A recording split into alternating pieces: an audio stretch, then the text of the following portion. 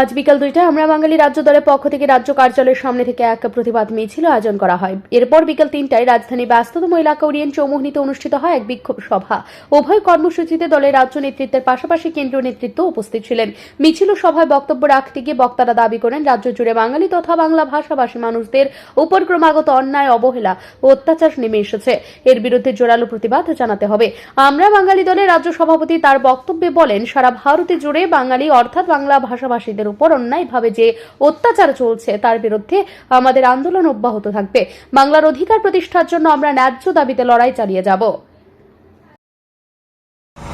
আমাদের আজকের যে কর্মসূচি, এই যে দীর্ঘদিন ধরে ত্রিপুরা, উত্তর পূর্বাঞ্চল, গোটা ভারতবর্ষের প্রতিটা রাজ্যে, মহারাষ্ট্র, গুজরাট, হরিয়ানা, রাজস্থান, দিল্লি, বিহার, উড়িষ্যা থেকে শুরু করে সর্বত্র বাঙালি পরিচয়, বাংলা ভাষা পরিচয় আমাদেরকে বলা হচ্ছে আমরা বিদেশি, বাঙালিদেরকে অনুপ্রবেশকারী দাগিয়ে দিয়ে আমাদের উপর অত্যাচার করা হয়।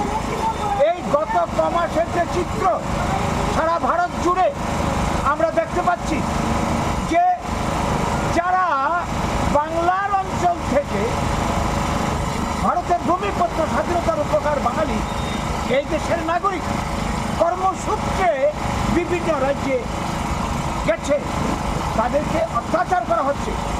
পুলিশ লেলিয়ে দিয়ে তাদের কাগজপত্র, বৈধ কাগজপত্র দেখানো সত্ত্বেও ছিনিয়ে নেওয়া হচ্ছে।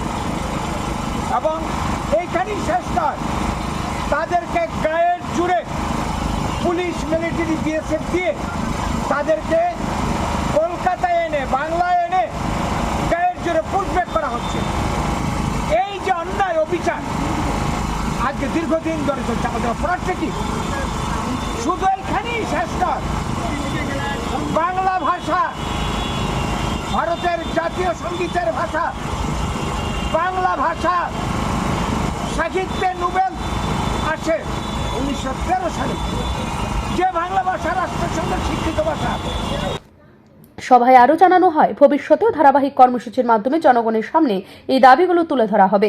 বাঙালিদের সাংবিধানিক অধিকার, ভাষার মর্যাদা এবং সামাজিক সুরক্ষা নিশ্চিত না হওয়া পর্যন্ত আন্দোলন চলবে বলে ঘোষণা দেন নেতারা। রাজধানী আগরতলা রাজপথে অনুষ্ঠিত এই কর্মসূচি আবারও প্রমাণ করল, বাংলা ভাষা, বাঙালি পরিচয় এবং সাংবিধানিক অধিকারের দাবিকে ঘিরে আমরা বাঙালি দল তাদের আন্দোলন আরও জোরদার করতে দৃঢ় প্রতিজ্ঞ। ব্যুরো রিপোর্ট, ঋদ্ধি নেটওয়ার্ক।